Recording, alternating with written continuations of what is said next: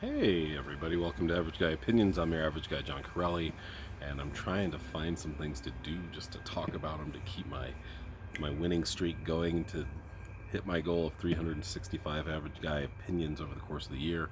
I'm gonna do two a day these next few days if I want to get caught up. So what I'm gonna try to do is go out on some adventures, some local adventures, not very exciting adventures, but I want to share with those of you who don't know Colorado very well. I'm sure my few listeners do know Colorado very, very well, but maybe there are some places that you haven't been to that are very close and that maybe you'd like to check out. We did cut a little bit of that today. I went with my kids to Black and Red, which I've mentioned in past videos. They are a huge secondhand store. I don't know how many square feet, but I'm guessing it has to be at least 5,000 square feet. It's a large store, and about half of the store is, almost exactly half. One half of the store is dedicated to like mostly vinyl, but also CDs and tapes. And they have cool T-shirts, and it's really they just got a lot. It's like a cool record store is basically all it is. And the other side is mostly books and some games, and also DVDs and even VHS if you're still into that type of thing, and all kinds of weird little things you can find there. Like sometimes one thing Logan found, this is probably a year or so ago. It was pretty funny. We were there, and the guy behind the counter, we were on the record side, and the guy's like, yeah, I believe that's a troll, or I can't remember what he thought it was, but it was, he thought it was something. Thought it was an Ewok from Star Wars. And Logan's like, I'm pretty sure that's Buzz or Fuzz from a show called Brave Star, which was like the third in the series of the He-Man shows. There was He-Man, and then there was She-Ra, and then there was Brave Star. And not too many people saw Brave Star. We got into it because it was on some wacky channel we were able to get with our TV. And it's basically, it was like a cowboy planet, and Brave Star was like this Native American dude. He rode like a tiger. It was it was a very unusual cartoon. But yeah, this character, and we didn't even think any had been made because, like I said, the show wasn't that popular.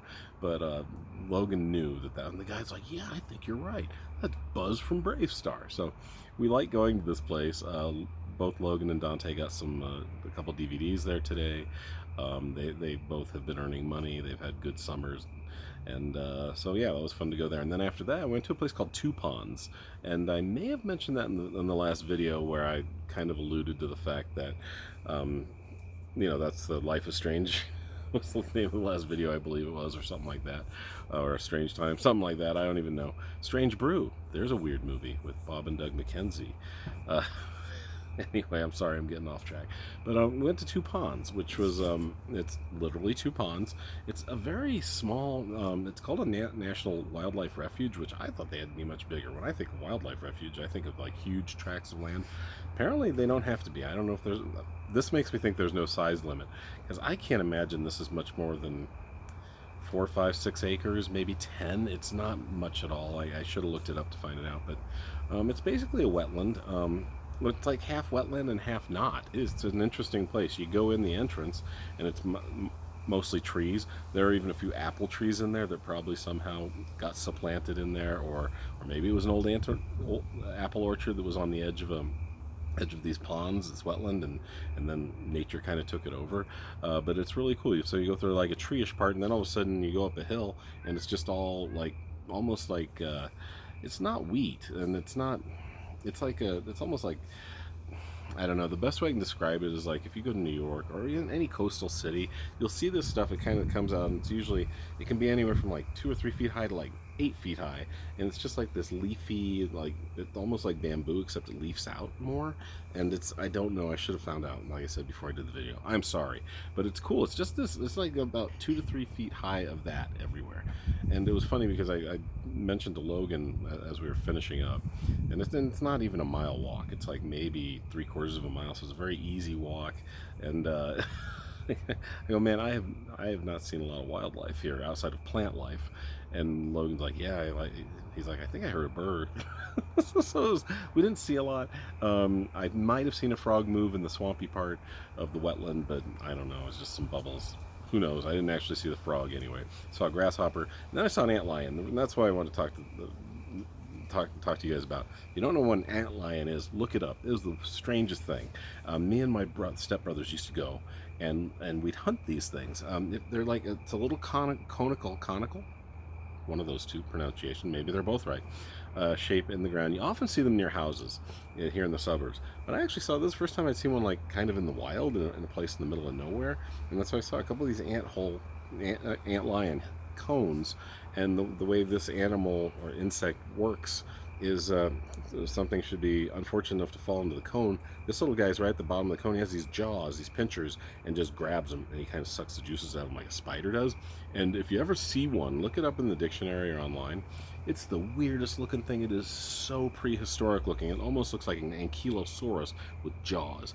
And we used to catch them sometimes because you could kind of draw them up by either being really mean and throwing a poor unfortunate ant in there, and that would draw this guy to the surface, or you just kind of knock a little sand in there, and that's how they think of there's an insect in there, and they actually spit like little pieces of sand and knock the insect back down to where they are, because they're at the base of that cone and they grab it. It's really insane.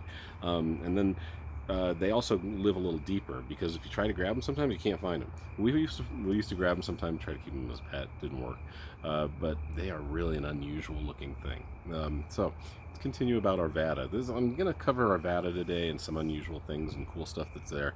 Obviously, it's a pretty good sized suburb, so I'm not going to cover too much besides ant lions, two puns, and black and red.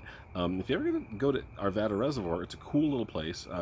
Back in 2014, when I was working with adults with special needs, huge kid named, I know the kid, he was like 23 years old. His name was Jeremiah, and he had some developmental and learning disabilities. He was huge. He was like 6'6", 330. I swear, I'm not even making it up. I put him in the, he'd ride with me in my Honda Accord, and it would go like sideways, like on the Flintstones when they bring the ribs, and it just falls over at the drive-in movies. That's wherever they were, the restaurant, whatever, the car hop place. Anyway, there's another babble. Sorry, guys. But but so this kid liked to go to Arvada Reservoir, and it was cool. We saw bald eagles there, there's a grove of cottonwood trees in the distance. You could see them there. It's a pretty good walk around there, probably a couple miles. And Arvada Reservoir provides 25% of the drinking water to Arvada. And then I found this out, and this will haunt me for the rest of my days. I look in the water. It was cold, so we weren't going to stick our feet in anyway, because I would just take him to do things. That was my main job when I worked for this place. And we looked down, and I see a snake under the water, swimming under the water, like a foot underwater, and it had those diamondback markings. I'm like, if that's not a rattlesnake, it sure looks like one. So I go to the hut. They have they have a park ranger there. I go, you guys have rattlesnakes here? He's like, yeah. I go, can they go underwater? He's like, yeah. And I'm like, okay, well, thanks. I'll be freaked out until the day I die. Rattlesnakes can go under fucking water. So, know that, guys. That's cool. So, yeah, but it's another, Arvada Reservoir is a cool place. I didn't see too many. That was the only rattlesnake I saw. And the paths are wide and there's cement. So, if a rattlesnake's coming, you're going to have a good chance to see them. So, just be smart. Enjoy Arvada Reservoir. I'm trying to think of some other cool things in Arvada that I like. I do like, this is kind of cool. This is the other kid that I worked with I worked with two adults that had disabilities when I worked there. I only worked there for like 5 months in the latter half of 2014. My stepbrother owns the place. It's called Stellar Care. So I worked with Jeremiah, was the big guy I worked with, and we would go bowling and go to Arvada Reservoir. That was about it. The other guy I worked with, his name was Daniel, and he had pretty high functioning autism, but also really struggled socially, and he was super into trains. So this is cool. You hear a train horn in the distance, oh, there's a train somewhere. He knew the difference between a Union Pacific horn and a Burlington Northern horn. And so when he'd hear one, he'd go, oh, it's that way. We got to go and chase that train and see it. And we would. It was kind of a fun adventure. We'd look for train tracks. And one of the best set of train tracks goes through the Oberon neighborhood. If you don't know where that is, kind of, I'd say central to maybe northwestern Arvada, where you go out off of 64th, I believe, and then the train tracks go in a northwest southeast direction, and we would sometimes hang out and just wait for the trains to show up. But Arvada's a great place. I didn't even mention Old Town. Old Town's amazing. The candy store, the art galleries, great restaurants, the Belgian fried place which my parents love. Mom, that that homage is to you. So get to Arvada. I'll try to do a little bit on Lakewood, maybe Wheat Ridge, maybe Edgewater in the next few days because I really don't have anything else to do. So thanks, you guys. Look forward to talking to you next time. Bye.